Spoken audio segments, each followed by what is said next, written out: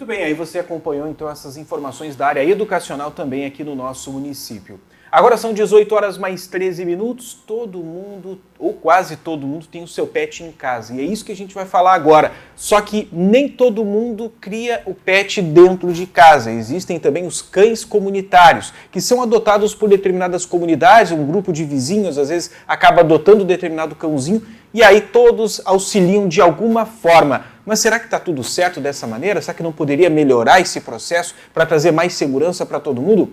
Esses são alguns dos temas que nós vamos conversar neste momento com um especialista. O Robson Barcelos, ele além de ser empresário aqui do município de Camaquã, ele também é adestrador de cães, tem uma grande experiência para colaborar com a nossa audiência. Robson, seja bem-vindo ao programa mais uma vez. Boa tarde, Gil, tudo bom? Boa tarde ao pessoal que está nos assistindo, né, pelo canal aberto, pelo YouTube, enfim. Bom, hoje a gente vai falar sobre dois temas, Gil. Sobre o cão comunitário, né, e a questão toda de segurança desses cães na rua e da população em geral na rua, né.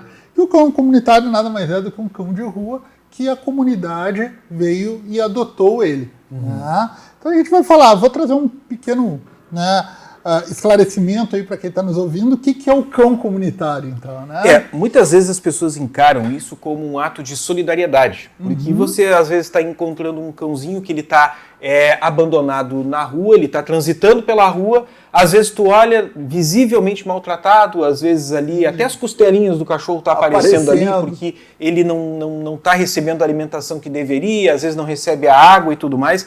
E o que as pessoas fazem? Às vezes se unem um grupo de vizinhos, não, a gente vai todo mundo cuidar um pouco.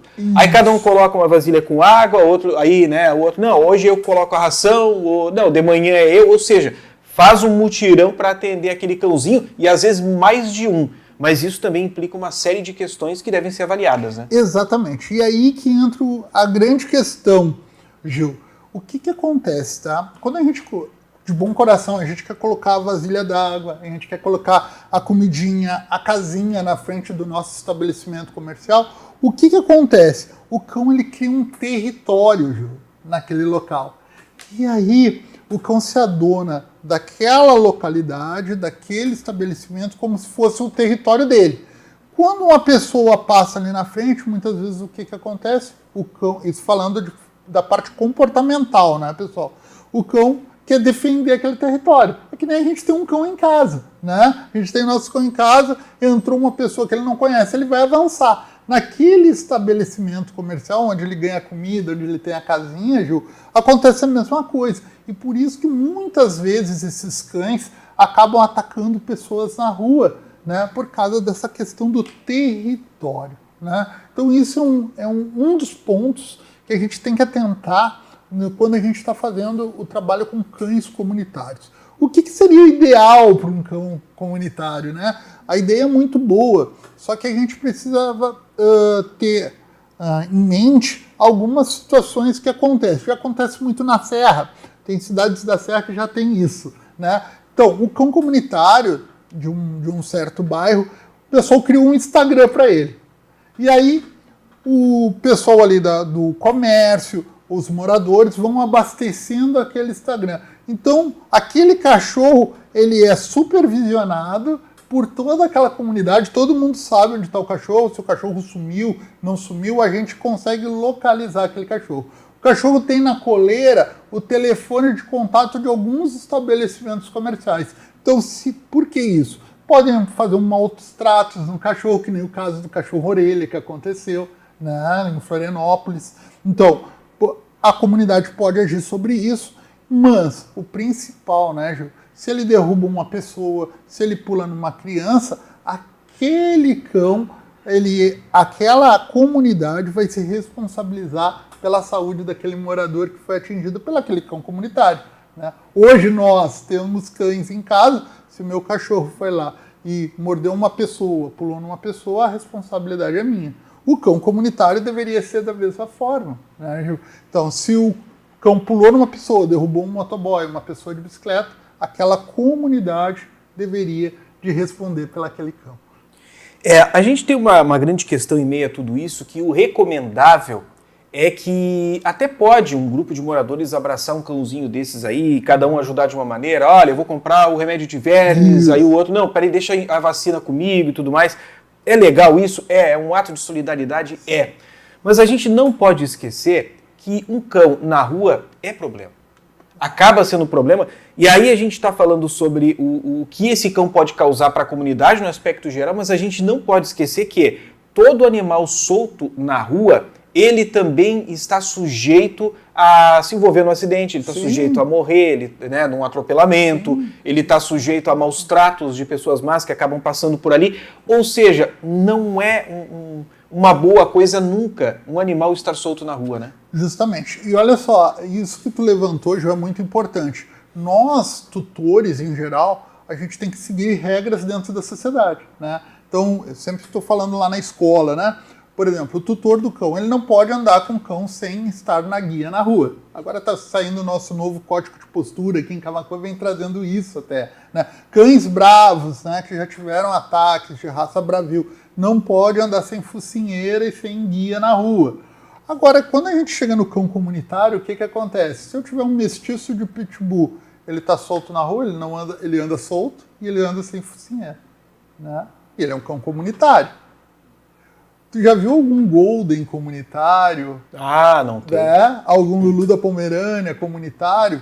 Então a gente começa a ver, né, Gil, que as pessoas elas querem fazer o bem ali pro cão comunitário e deve fazer o bem pro cão comunitário. A gente tem que ajudar esses cães realmente, mas a gente tem que, além de ajudar esses cães, a gente tem que tentar incluir esses cães em algum lugar, em alguma casa, em algum estabelecimento comercial que se responsabilize por aquele cão. E não precisa ser um estabelecimento comercial, não precisa ser uma pessoa. E aí vem a ideia do comunitário. Pode ser 2 pessoas, porque hoje a gente sabe que o custo para poder educar um cão, dar comida para um cão, cuidar das vacinas de um cão, é um custo alto. Então a gente pega aquele cãozinho, 2, 3, 4, 5 pessoas, elas acolhem aquele cão, adotam aquele cão e repartem o custo da manutenção daquele cão, mas também as responsabilidades com aquele cão, se vir acontecer alguma coisa com a comunidade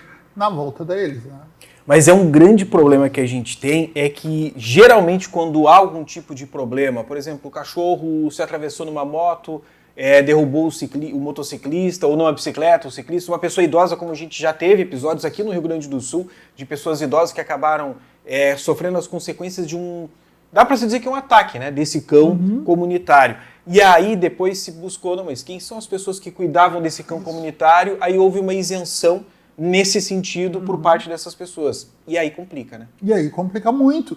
E aí que cai por terra toda a questão do cão comunitário, né? Então, quando é para beneficiar, quando é para aparecer, quando é muitas vezes para a gente colocar uma foto lá no Instagram, tem várias pessoas. Agora, quando dá o problema, né, Gil, muitas vezes isso cai por terra, se some, e aí cadê os responsáveis por esse cão? Eu sempre falo, né, que os cães, eles são frutos da responsabilidade de alguém. Ele não chegou lá na rua do nada, né? Ele chegou, foi fruto de um abandono de algum lar que abandonou esse cão na rua, então já passou para uma pessoa que não teve a responsabilidade para aquele cão, ele acabou indo para a rua, né? Ah, mas ele nasceu de 2 cães de rua, mas esses 2 cães de rua surgiram de algum lugar, eles não estão ali do nada, então alguém abandonou esses 2 cães e acabou tendo filhotes na rua, e esses filhotes já ficaram de rua e a comunidade adotou. Mas a gente precisa ter exatamente isso que tu falaste, né, Gil? A gente tem que ter esse olhar que o assunto ele não é tão simples quanto parece. Ele é bem mais complexo do que é, né? A gente vive em sociedade.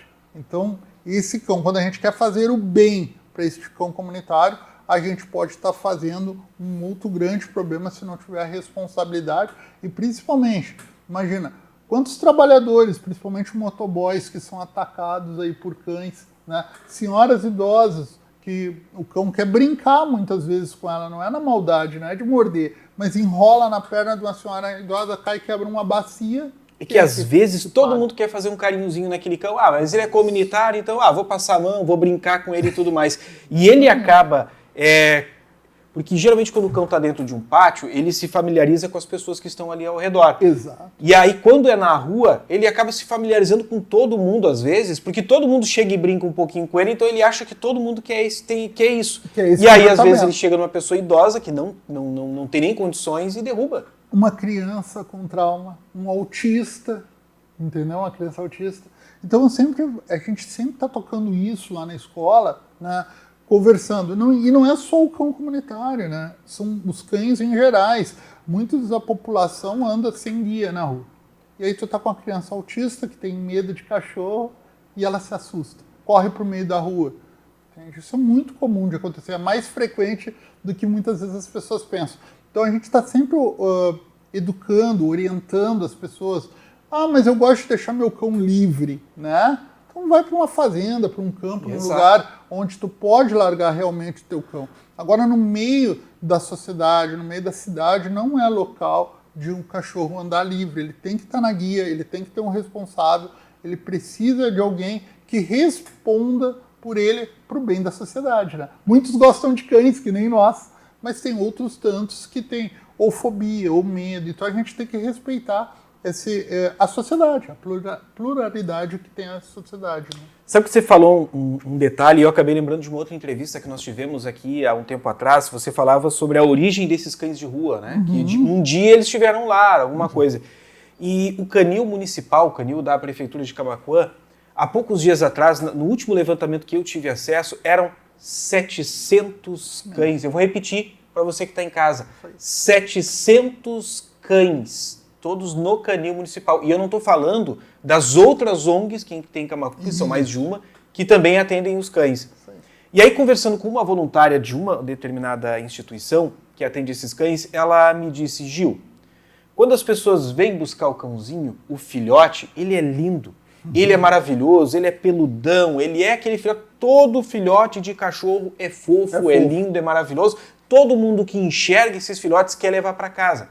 O que as pessoas acabam esquecendo é que o filhote cresce. E às vezes algumas pessoas acabam tendo um certo preconceito porque o animal nem sempre fica da maneira que a gente imagina que ele vai ficar. É verdade. Aí às vezes ele fica muito grande e a gente esperava que fosse um cãozinho menor, ou daqui a pouco, ele é muito bagunceiro, aí o que acontece? O cachorro está muito grande, eu não posso manter no meu apartamento. O que a pessoa faz? Às vezes, se desfaz. Descarta na rua, como se fosse um lixo, como se fosse aquela sacolinha de lixo que a gente coloca para o lixeiro levar, a pessoa vai lá e coloca na rua. Às vezes pior, coloca o carro dentro de um carro e vai para um lugar bem distante e abandona numa zona rural. E o cão fica lá à mercê da própria sorte. Então, essa falta de consciência, até mesmo dos adotantes, das pessoas que vão adotar o cão, sem se importar com o futuro desse animal. E tu falou um ponto muito importante e a gente tenta fazer, e eu vou colocar isso aqui, né? A gente tem um trabalho lá na escola que é de orientação às pessoas que querem adquirir um cão, tá? Ou através de compra, ou através de doação, enfim. A pessoa quer adquirir um cachorro, ele deveria primeiro sentar com uma pessoa que trabalha com cães o dia inteiro e conversar. Olha, eu tenho a minha família de tal forma, né? Eu trabalho o dia inteiro, não trabalho o dia inteiro, um fica em casa, não fica. E a gente pode adequar o melhor perfil para aquela família do cão. É um cão maior, um cão menor, um cão com mais atividade física, menos atividade física, né? Um cão mais disponível, não disponível. Porque não é só. Muitas pessoas acham que só os vira-latas são abandonados. Gil, não imagina a quantidade de golden, de pastor alemão, né, de pastor belga de Malinois, de salsichinhas chegam para a gente poder encontrar um novo lar, porque as pessoas não se programaram, não pensaram que aquele cachorro um dia ia crescer e eles ficam sem saber o que fazer em casa. O cachorro, um golden, por exemplo, que todo mundo gosta muito de golden. O golden é extremamente ativo, né? Se tu não tem uma casa que comporte um golden até 3 anos, o cachorro ele é extremamente ativo, ele rói, ele cai pelo. Aqueles vídeos que a gente vê na internet do Golden rasgando a almofada, isso é verídico. É verídico. É de verdade. Destruindo a casa, destruindo o sofá, né? Então, assim, roendo a casa inteira, destruindo a casa das pessoas. E a pessoa olha um Golden, acha lindo e maravilhoso, né? Semana passada, a gente colocou um Golden de 4 meses na casa de um cliente nosso, né, de adoção, e essa semana chegou também uma família na escola querendo fazer a doação de um Golden de 8 meses também, porque não se programou, né, como a gente deveria. Então, assim, a gente... E eu já incluí Goldens, agora mesmo Rottweiler, Pitbulls, então são várias. Eu peguei o Golden de exemplo porque é uma raça que todo mundo gosta, né? É que o Golden, o que acontece? As pessoas criaram um imaginário de que ele seria um ótimo cão para dentro de casa. Eu não estou dizendo que ele não seja. Mas as pessoas acabaram tendo um imaginário nesse sentido justamente por causa do Sure Stay, que é aquele cãozinho, para refrescar a memória dos nossos telespectadores, que ele viajava de Fusca com o dono pelo mundo. Exatamente. Isso ficou muito bonito. É uma história totalmente emocionante que envolve aquele cão ali. E aí aparece nas fotos, as pessoas começaram a encarar. Se ele conseguiu viver na estrada, conseguiu percorrer o mundo com o dono em um Fusca, ele vai ser um cão perfeito para dentro de casa. E às vezes as pessoas acabam se frustrando, né? Muito. Aconteceu, eu atendi um cliente em Porto Alegre, né? Eu atendo a região e atendo Porto Alegre também. Exatamente por causa dessa história, ele era síndico profissional e ele comprou um Golden para acompanhar ele em todos os prédios que ele ia visitar em Porto Alegre. Essa era a ideia dele, né? Só que ele nunca imaginou que ia dar tanto trabalho para adestrar um Golden para fazer esse tipo de trabalho. Resumindo a história, com 6 meses ele teve que se desfazer do Golden e a gente conseguiu, graças a Deus, um outro lar para esse Golden. Hoje mesmo falei com a dona desse Golden e ele está muito bem, né, num local amplo, com uma casa ampla, então bem interessante. Mas é justamente isso, a pessoa idealiza uma raça, Beethoven, né, o São Bernardo aquele. Mas e o trabalho que dá? O trabalho que dá. Então isso acontece. Aquele pelo gigante, é lindo, é maravilhoso, mas e aí? Será que a gente tem o tempo para dar um banho ou a gente tem disponibilidade financeira para levar no pet? Exatamente. E aí que entra o nosso trabalho da escola. A gente faz esse trabalho lá, conversa com qualquer pessoa que está nos ouvindo. Se tiver interesse em adquirir um cão, né, a gente faz esse trabalho na escola, vai lá, conversa com a gente, não vai gastar nada. Chega lá e diz, estou pensando em adotar um cão na Arca, por exemplo. Adotar. Vai ali conversar comigo, a gente vai ver qual é o melhor perfil, porque também não adianta adotar um cachorrinho na Arca e largar na rua depois, né? Não adianta querer comprar um Golden e depois largar no meio da estrada, um pastor alemão, um Rottweiler, né? Às vezes as pessoas não têm a preparação da casa, porque uma coisa é a gente ver, né, Gil, no dia a dia, nos vídeos, outra coisa é a vida real, né? Como é que funciona? Qual é a manutenção? Quanto é que sai um banho de um Golden? Né? O que a gente tem que ter de proteção na nossa casa, de cerca ou de muro, para ter um Rottweiler? Né? Nós estamos preparados para ter essa raça? E o Lulu da Pomerânia, que é tão bonitinho e pequenininho, será que ele não late demais? Eu vou querer ter ele num prédio. E aí vai acordar todos os vizinhos do prédio. Então é essas demandas que chegam diariamente na nossa escola que a gente está para orientar as pessoas da melhor maneira possível, né?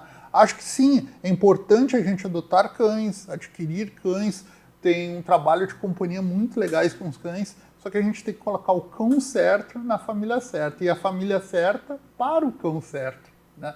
Tem 700 cães esperando famílias para adotar, mas será que aquele cão está preparado para aquela família? E mais, será que aquela família está preparada para aquele cão? Né? Esse é o nosso trabalho lá na escola, é trabalhar com as famílias e com os cães. A gente acredita que o cão ele é reflexo da família. Então, eu melhorando as famílias, a gente consegue melhorar a vida dos cães. Esse é o nosso trabalho lá. E aí, numa das entrevistas que a gente teve aqui, agora lembrando de uma voluntária, que ela falava que somente... Ela participou daquele trabalho voluntário que foi realizado durante as enchentes em Eldorado do Sul, onde eles conseguiram resgatar diversos cães, deram uma atenção... E alguns eles conseguiram encontrar o proprietário que estava desesperado atrás do cãozinho, que é um de família, devolveram alguns. Outros que eles não conseguiram, eles conseguiram achar famílias interessadas e tal, por causa da história e tudo mais. E ela estava me contando que ela, há muitos anos já, ela não simplesmente, o Robson chega, eu achei bonito aquele branquinho, eu vou levar o branquinho para casa. Não é mais assim que se faz. Se faz todo um questionário primeiro. Sim. Tá, mas tu sabe que ele é agitado. Olha, eu já notei que ele é um cão que ele late bastante. Lá onde tu mora, é possível ter um cachorro assim? ele tem algumas necessidades, o pelo dele é maior, então daqui a pouco o custo no pet é maior. Tu tá preparada para isso? Tu sabe das vacinas que precisam ser feitas, outros procedimentos também, ele tem essas necessidades. Então você faz todo um questionário e depois se faz um acompanhamento para saber se esse cão continua naquele lar ou não, e depois uma responsabilização caso ele não esteja ali. Então já se está tendo um olhar diferenciado, inclusive nas adoções, para evitar que depois esse cão venha parar na rua. Isso é perfeito. E aí que entra o trabalho conjunto, Gil. A gente atende o antes disso, né? A gente tenta trabalhar com a família antes disso, é na hora da decisão. Vou adotar um cão. Bom, pensei em adotar um cão.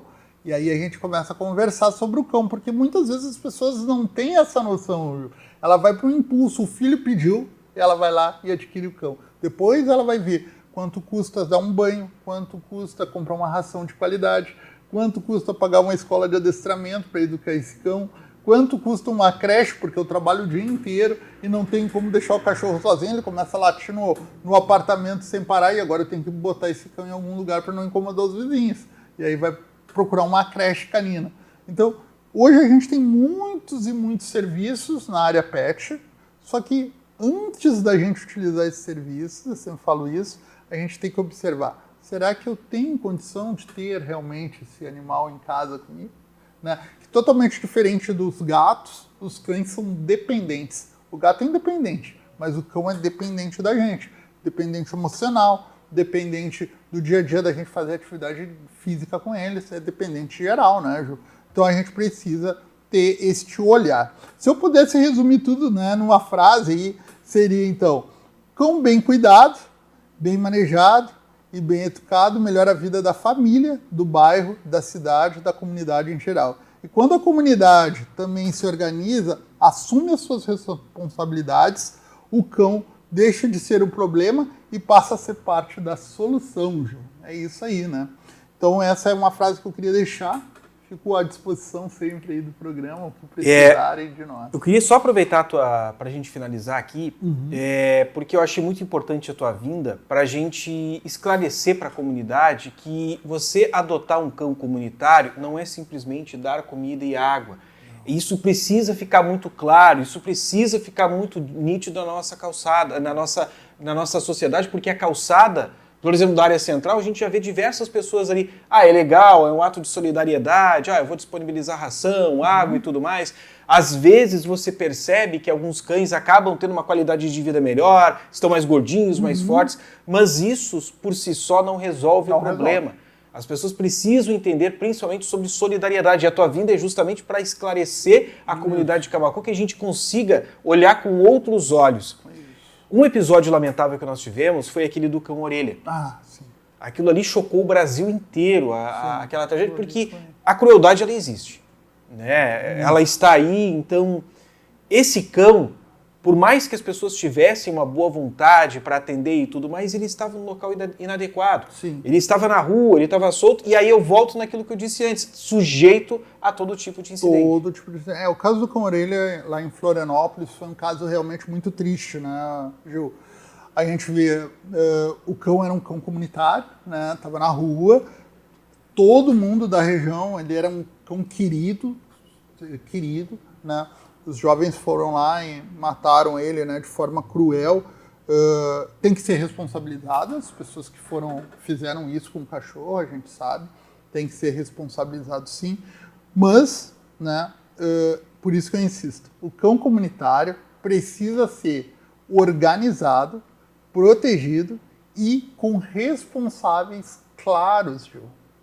Se fosse organizada a comunidade, se fosse protegido e se tivesse os responsáveis claros, ficaria sempre tudo muito mais fácil, né? É que nem o nosso, imagina, meus cães estão na rua, se alguém fizer maltratar um cão, eu vou entrar com ação contra as pessoas que estão maltratando o meu cachorro, né? O cachorro da comunidade é a mesma coisa.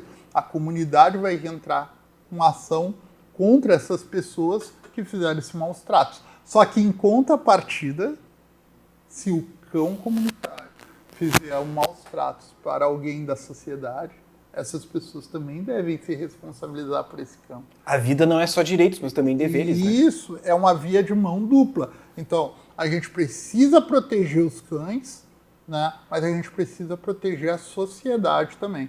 Eu sou extremamente a favor dos cães comunitários, de forma organizada, responsável e tendo a responsabilidade clara de quem são os estabelecimentos que estão ajudando esse cão, né? Porque eu posso estar, eu lá, Robson, dando aula com um cão de um cliente meu, passando na frente de um estabelecimento comercial onde tem um cão comunitário, e o cão comunitário atacar o cão do meu cliente. E quem é que vai pagar pelo cão do meu cliente? Vai ser eu que tá na minha responsabilidade o cão do cliente, né? E quem é que eu vou acionar com esse cão comunitário solto na rua?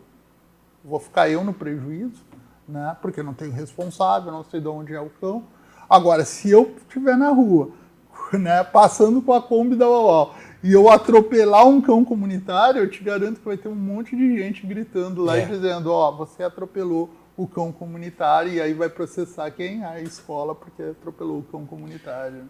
Bom, para a gente resumir tudo isso, porque você falou também sobre outros temas além do cão comunitário, a palavra-chave é responsabilidade. Responsabilidade. Por tudo que você fizer, por todo animal que você adotar, responsabilidade. Dar a medicação que esse animalzinho precisa, a alimentação, a hidratação, os cuidados necessários, o ambiente necessário para esse cão, isso tudo passa pela palavra responsabilidade. É isso que a gente tem que trazer para a sociedade, esse debate, né? As pessoas, quando olharem um cão na rua, lembrarem que acima de só ajudar aquele cão, a gente precisa ter responsabilidade com aquele cão que está ali, né? E aí as pessoas que vão auxiliar esses cães, elas têm que ter em mente que elas estão sendo responsáveis da forma ampla da responsabilidade sobre aquele animal, né? Deixa eu te parabenizar pelo trabalho que você realiza com a Escola de Adestramento Uau, porque agora nos bastidores, em breve você vai fazer alguns anúncios, né? Fazer anúncios, mas a empresa está crescendo e a gente fica muito feliz em saber, porque se a empresa está crescendo, está se desenvolvendo, é porque tem um trabalho com responsabilidade, a palavrinha é aquela que a gente estava usando antes, né? É um trabalho com responsabilidade, um trabalho sério. Então, parabéns por esse trabalho, porque você está mudando a realidade de muitas famílias que têm os seus cães em casa, que querem ter um bom relacionamento ali dentro, então a gente precisa elogiar. Isso, viu? Só para deixar um número para as pessoas saberem, né? A gente hoje, em 5 anos de atendimento na escola, a gente já está chegando aí, batendo a 400 cães atendidos, né? É um número bem expressivo, né? É bem expressivo. E a gente faz um trabalho presencialmente. Esse número não é aquele número da internet, né, com grande quantidade de clientes. A gente atende muito a região aqui nossa, a Costa Doce. Então, Arambaré, Tapes, né, Dom Feliciano, Camaquã principalmente, né? Daí a gente optou por iniciar a nossa escola aqui em Camaquã, justamente porque a cidade carecia desse trabalho de educação dos cães, né? Então a gente podendo ajudar a comunidade, as famílias, eu sempre digo isso, nosso trabalho é ajudar as famílias a melhorar o seu relacionamento com os cães na cidade de Camaquã. A gente fica sempre aberto a atender a comunidade em geral, o nosso atendimento lá é de terça a sábado, né, aqui em Camaquã, segunda e domingo a gente está em Porto Alegre atendendo o pessoal de Porto Alegre e a gente fica muito feliz em poder ajudar a comunidade camaquense e a região toda nas questões relacionadas a cães aqui na cidade. E eu fico à disposição sempre tua no que precisar. A gente está aí para responder sempre que nos solicitar. A gente vai estar aqui na bancada conversando um pouquinho sobre cachorro, que é uma coisa que a gente gosta muito e pode ajudar muita gente aí, né? Peço sempre para a comunidade procurar, né? Sabe que tem escola agora em Camaquã? Procure a gente pode auxiliar o pessoal aqui na cidade.